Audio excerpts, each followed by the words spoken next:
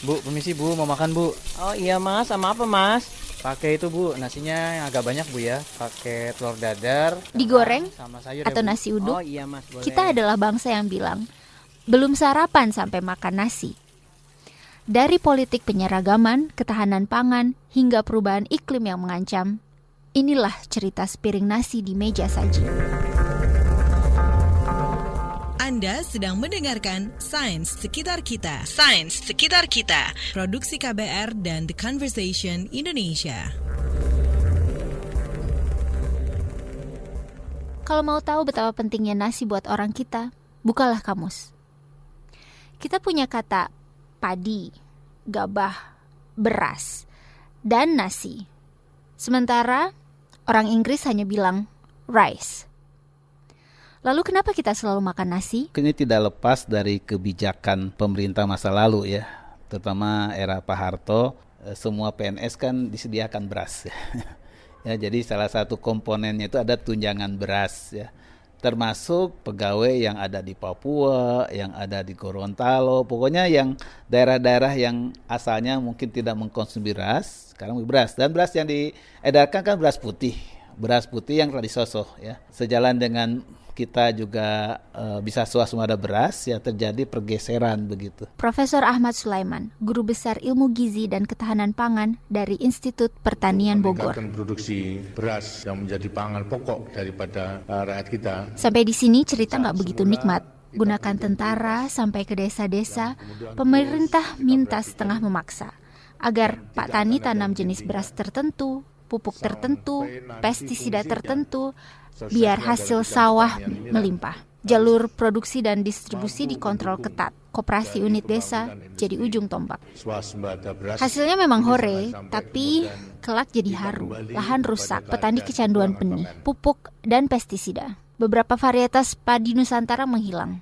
Bersamanya juga memudar popularitas jagung, ubi, dan aneka pangan non-padi. Orang nggak mengenal lagi makanan-makanan tradisional yang sesungguhnya itu menjadi sumber ketahanan pangan kita. Gunung Kidul misalnya bisa walaupun daerahnya kering, kurang subur, tapi dia bisa mempunyai ketahanan pangan yang tinggi karena mereka bisa memanfaatkan sumber yang ada, yaitu misalnya dengan buatnya tiwul. Dari gaplek, singkong berlebih dibuat gaplek, dibuat tiwul segala macam, buat gatot segala macam. Kemudian proteinnya dari belalang segala macam. Mereka juga menggunakan uwi-uwian, bukan singkong, ada uwi-uwian. Tanaman hutan ya yang merambat, yang menghasilkan umbi. Mereka gunakan. Sekarang anak-anak kita sekarang mana yang tahu uwi? Uwi ungu, uwi gembili, garut, ya, ganyong. Kita perlu googling sebentar. Uwi-uwian, garut, dan ganyong adalah sejenis umbi yang tumbuh di dataran rendah dan tinggi. Sama seperti beras, bahan pangan tadi juga merupakan sumber karbohidrat. Ketika kita kekurangan pangan bisa bertahan, bisa berhidup, tidak mengalami kelaparan seperti di daerah Afrika misalnya. Karena kita punya sumber daya lokal, ya tidak tergantung semata-mata kepada beras. Bayangkanlah, ini amit-amit ya. Kalau ada sejenis penyakit yang menyerang padi dan semua padi musnah. Bayangkan kalau Vietnam menutup pintu impor, terus beras hilang dari gudang-gudang di pasar induk Cipinang. Apakah kita akan kelaparan? Tentu saja tidak, andai kita punya ragam pilihan pangan. Labu kuning itu melimpah, sama ini cuma dikolak doang. Padahal labu kuning bisa dibuat krim sup instan, dibuat mie, cake, macam-macam. Dan itu rasanya enak, bergizi, karotennya tinggi, seratnya tinggi, antioksidannya tinggi. Dan berkhasiat. Nabi Yunus saja ya ketika dia diselamatkan dari perut ikan paus ya dikasih makanannya itu. Artinya apa? Pasti dia mengandung bisa energi yang cukup untuk memulihkan begitu. Bahkan Nabi pun menganjurkan perbanyak labunya kalau memasak itu katanya. Aslinya padi dibudidaya di tepian sungai Yangtze di Cina 9.000 tahun yang lalu. Padi yang agak panjang bulirnya dan lengket kalau dimasak terus menyebar ke Jepang dan Korea. Karena itu nggak masalah buat mereka makan nasi pakai sumpit. Sementara yang bulirnya pendek dan tak terlalu lengket menyebar ke India 2.500 tahun yang lalu. Dan akhirnya pada awal Masehi tiba di Jawa.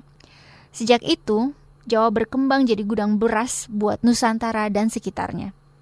Dengan total konsumsi melebihi 100 kg beras per kapita per tahun, Indonesia resmi menjadi juara pemakan beras sedunia. Tak ada negara lain yang memakan beras lebih banyak dari bangsa Indonesia, meski nilai gizinya nggak segitunya. Kalau beras putih ya sebetulnya kelebihan dari gizi tidak ada ya.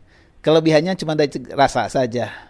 Kalau justru banyak kekurangannya karena dengan disosok bersih ini jadi putih bersih ini kita menghilangkan kulit ari yang tinggi vitamin B1-nya, kemudian juga tinggi ada kandungan antioksidan segala macam, seratnya juga berkurang justru.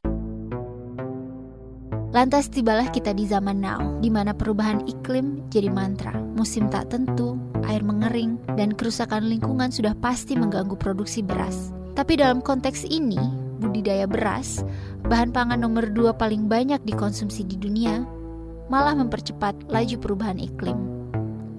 Lahan padi adalah salah satu sumber gas metana. Ini salah satu pembentuk gas rumah kaca, biang keladi perubahan iklim. Karena itulah para ahli, di antaranya Dr. Kees Jan van Groningen dari The School of Natural Sciences Trinity College Dublin, menyebut pertanian padi semakin tak ramah lingkungan. Lalu di mana masa depan pangan kita? Dia bisa jadi terletak pada umbi-umbian. Bisa saja. Bahkan sekarang juga pemerintah, mohon maaf saja, kan fokusnya ke pajale, padi, jagung, kedelai ya. Padahal kita banyak produk lain, pangan lokal lain, sumber daya pangan lokal lain yang sebetulnya bisa kita manfaatkan. Nah itu kurang perhatian memang. Saya sukun. Sama ini kan sukun taunya apa? Digoreng saja. Uwi-uwian sama sekali nggak ada teknologinya. Mohon maaf saja. Kecuali iles-iles. Itu pun di Jepang. Iles-iles diekstrak, galaktomanannya diekspor lagi ke kita jadi untuk konyaku ya. Untuk makanan jelly-jelly segala macam gitu. Sekarang kita kembali ke meja makan. Pasti ada sesuatu yang bisa kita lakukan. Coba kurangilah konsumsi beras. Pagi-pagi itu misalnya tidak harus selalu beras. Sebagian berasnya diganti dengan pisang, dengan talas, dengan sukun segala macam ya. Kalau mau nyoba itu ke anak-anak ya. Jadi anak-anak mulai dikenalkan dengan produk lokal. Ini loh rasanya enak. Sains Sekitar Kita. Sains Sekitar Kita. Produksi KBR dan The Conversation Indonesia.